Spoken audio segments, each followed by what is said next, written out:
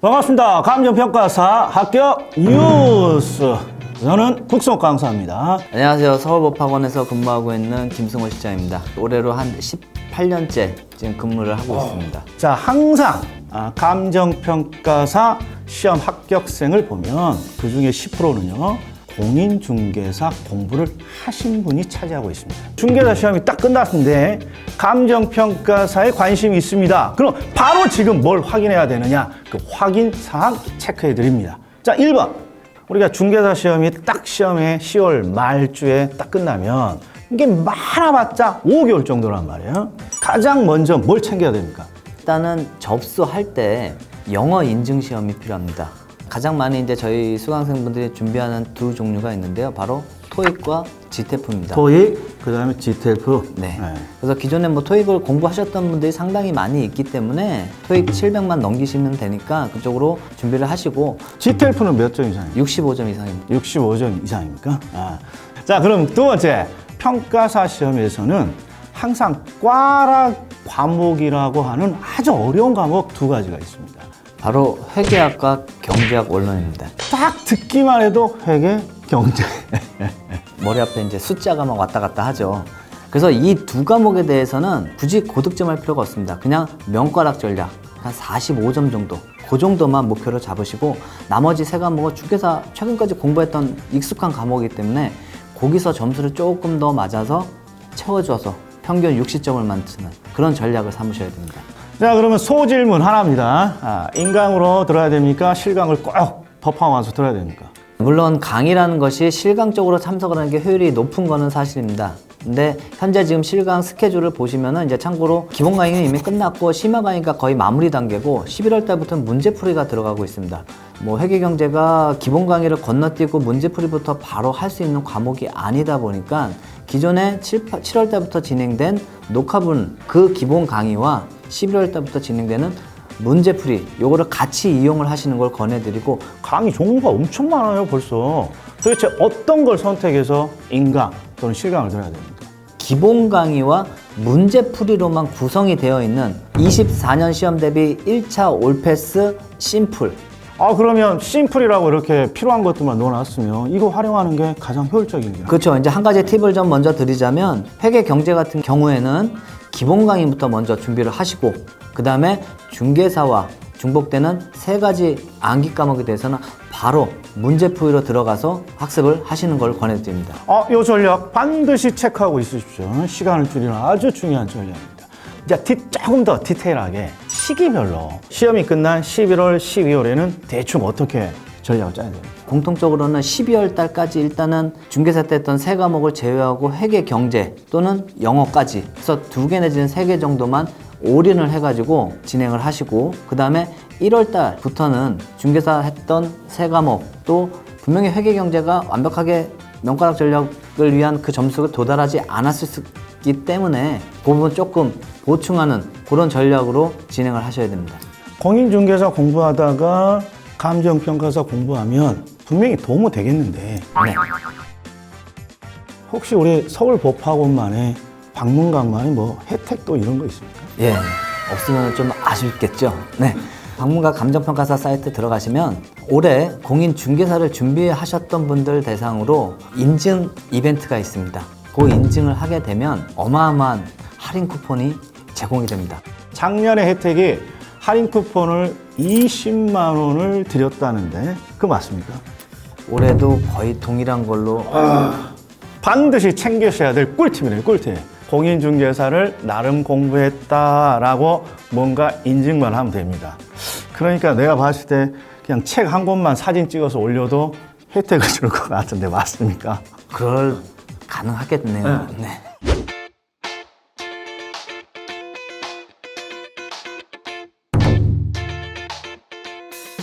중개사 시험이랑 뭐가 다르냐? 1차와 2차가 분리되어 있어요. 1차는 중개사 시험과 마찬가지로 객관식 시험으로 진행이 된다. 그러나 2차는 주관식 논술형 시험이라는 거. 자, 그리고 오늘의 정보는 1차 시험에 포커스가 맞춰져 있으니까 1차 시험 과목을 제가 쭉 나열해 볼 텐데 익숙한 게 있는지 보세요. 자, 일단 1번 민법이 있습니다. 민법. 그 다음에 두 번째는 경제학이 있습니다. 요건 중개사 시험이 없는 거죠? 요거 어려운 과목 중에 하나입니다. 부동산학 원론이 있어요. 요건 부동산학 개론과 똑같은 내용을 담고 있는 거예요. 익숙하죠?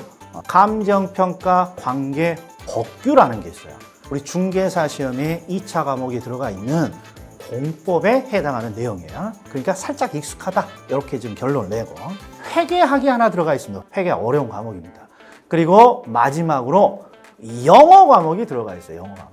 중개사 시험에 없는 세 가지 과목이 있는데 첫 번째가 경제학, 두 번째는 회계학, 세 번째는 영어, 이 세 가지가 있다라는 거예요. 자, 그리고 출제 기준은 과목당 40문제, 그리고 오지 선택형. 자, 그리고 합격 기준도 똑같습니다. 꽈락 없이 평균 60점입니다. 60점. 영어는 실제 우리가 필기 시험을 보는 건 아닙니다. 공인된 영어 인증 시험을 개인적으로 보고 그걸 성적을 제출하는 형태로 구성이 되어 있어요. 2차 시험은 세 과목이고 주관식 논술형이고, 그리고 중요한 건 2차 시험의 합격 기준은 따로 없습니다. 항상 제한된 수를 뽑습니다. 이게 10,000명이 응시하든 50만 명이 응시하든 항상 200명 수준으로 제한을 두고 있습니다. 이게 중개사 자격증이랑은 엄청나게 다른 차이죠. 1차 과목 디테일하게 한번 해볼게요. 우리는 과목당 40문제 50분을 중개사 시험을, 그러나 평가사 시험은 40문제 40분입니다.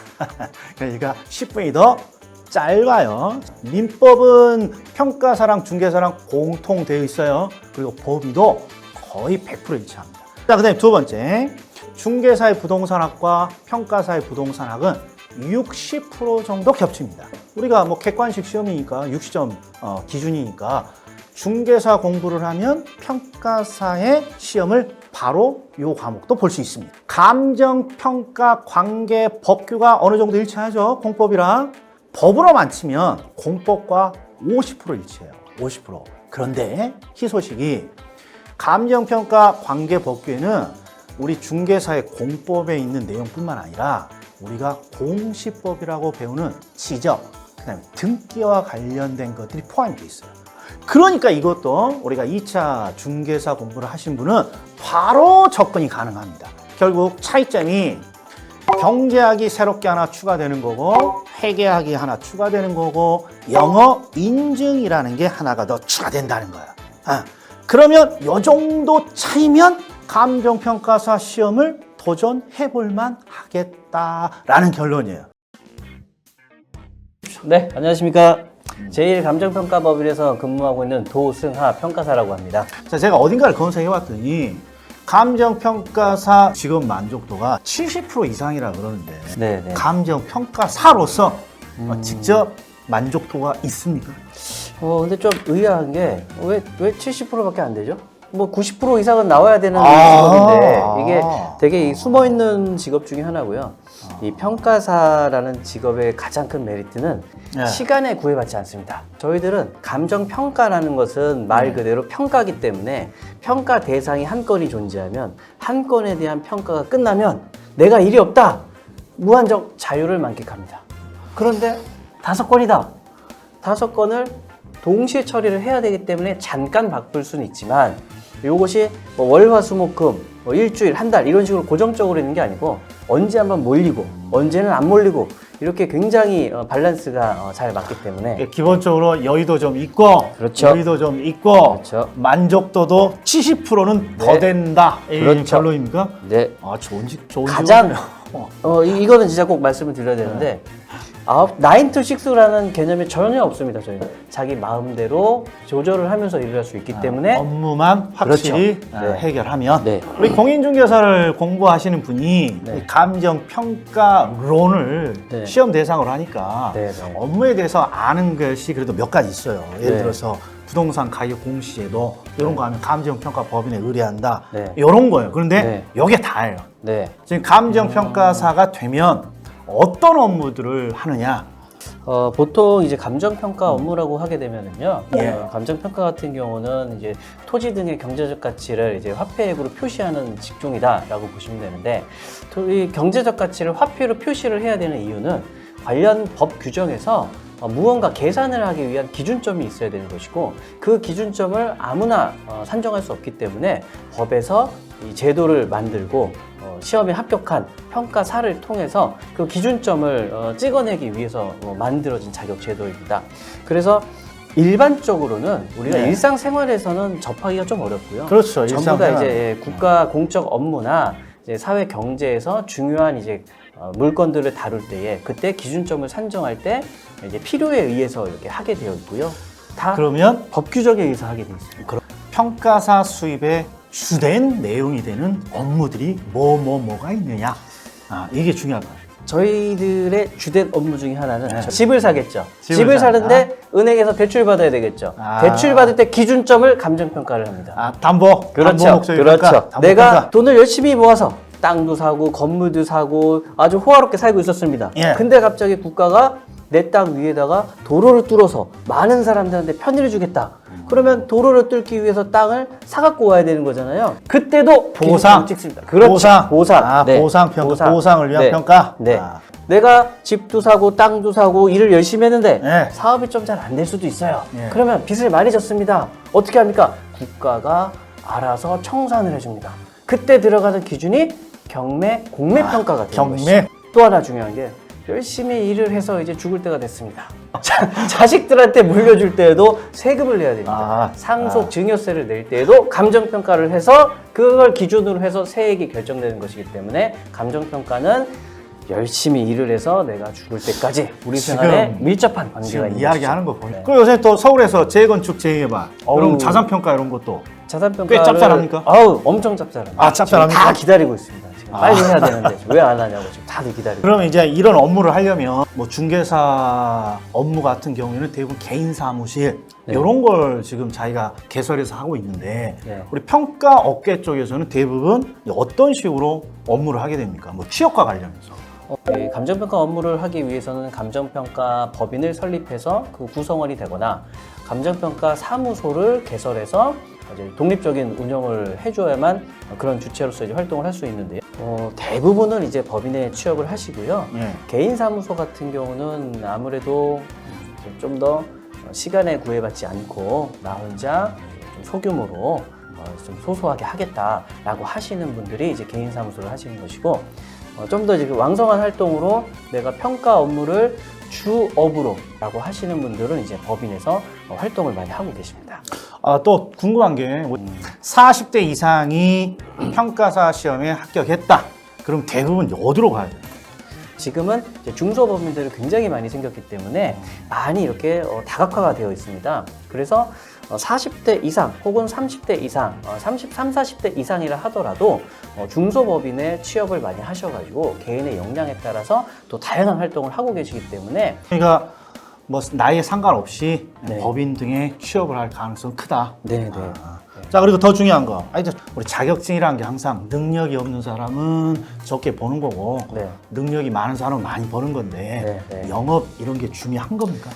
아무래도 같은 평가사들끼리 똑같은 업무를 할 수 있다 보니까 이제 누구한테 일을 줘야 되느냐, 이제 고객 클라이언트들의 영업을 할 수밖에 없는 이제 상황이고요.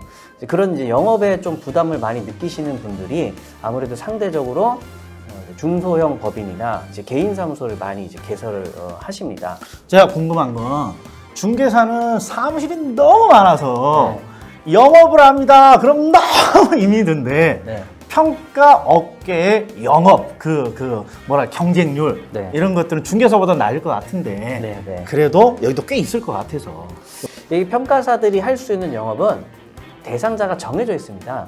마치 우리 부동산으로 치면 무주물 선점처럼 평가사라는 자격증이 처음 생겼을 때는 아무데나 가서 선점을 하는 거죠. 자기 고객들을. 그 관계가 너무 오래 유지가 됩니다. 그래서 신규로 자격을 취득해도 영업을 할 수 있는 장소는 제한되어 있는데 평가사 수는 늘어나다 보니까 영업이 좀 어렵다라고 얘기를 하는 것이죠. 그러면 어려운 편이다. 여기도 어려운 편이죠. 어려운 편이다. 네. 그럼 이제 제일 궁금할 건 네. 감정평가사 대우. 대우. 일단 제일 궁금하지 않은 것부터. 네. 네. 현실적으로 정년은 없는데 네. 현실적으로 몇 세까지 대부분 일을 하는 건가요? 저희 감정평가사 자격의 업무를 활동하는 것 중에서 이제 내가 자의가 아닌 경우에 업무를 못하는 요건이 사망입니다. 죽을 때까지입니다. 제가 알고 있는 평가사 분 중에서 가장 나이가 많으신 분들이 네. 가장 많으신 분이 지금 만 93세로 알고 있습니다. 오. 개인 사무소에서 여전히 왕성한 활동을 하고 계신 걸로 알고 있습니다. 아니 맨날 감정평가사 이렇게 검색해보면 감정평가사 연봉 항상 이게 1번 뜨고 네. 평균 연봉 1억입니다. 네. 뭐 이렇게 뜨고 있는데 사실입니까? 개인의 편차는 있고요. 평균이기 때문에 누군가는 그것보다 더 벌고 누군가는 그것보다 덜 번다라는 이제 얘기인 건데요. 거의 맞는 말인 것 같습니다. 맞는 말인데 가장 이제 중요한 표현은 우리 자격증의 최고 메리트는 무엇인가? 왜 다른 자격증이 아니고 평가사 자격증을 준비해야 하는가라고 물어본다면 제가 자신 있게 말을 할 수 있는 게 어느 자격증이든 어느 직종이든 영업이 필수로 따라오기 때문에 상당히 힘들어하고 어느 자격증, 국가 자격증, 뭐 회계사, 변리사, 세무사, 관세사 등등 해가지고요. 예. 모든 국가 자격증 통틀어서 감정평가사 개인사무소는요 경력이 5년 이상 되면 법원 감정을 순번제로 업무를 받을 수가 있는데요. 영업 없이 받을 수 있는 케이스입니다. 요거 잘 들어. 경력이 5년 이상 되는 평가사가 개인사무소를 개업했을 때 어느 정도 이렇게 벌 수 있느냐? 일주일에 이틀 정도 일하는 것을 기준으로 하고요. 예. 소득은 대기업 부장급 정도 된다고 보시면 돼요. 좋은 직종이네. 거기서 내가 조금만 인맥이고 영업이 되면 영업까지 플러스 되면 저 멀리 있는 저 이사님들까지도 충분히 가능하게 나올 수 있습니다. 자 마지막 질문입니다. 네. 자, 우리 요새 최근에 감정평가 법인에 있는 분들이 따로 별도의 중개법인 이런 걸 설립을 지금 많이 하던데. 네네. 같이 이렇게 일을 할 수 있는 겁니까? 감정평가사는 유일하게 부동산 매매업을 제외하고는 모든 겸업이 허용되고 있습니다. 제 귀에 쏙 들어오는 건 딱 두 가지입니다. 두 가지. 네. 일단 직업에 대한 만족도가 90% 이상일 것이다. 자, 그리고 소득을 봤더니 경쟁이 없는 네. 소득도 그래도 대기업 과장 정도의 월급은 챙길 수 있다. 네. 이거면 더 뭐가 말이 필요하겠습니다. 네. 자, 다음에도 또 제가 모시면 좀 와서 좀 이야기 좀 해주시죠. 네. 당연히 불러봐 자, 주세요. 손 한번 들어주십시오. 네. 자, 여기까지였습니다. 다음에 뵙겠습니다.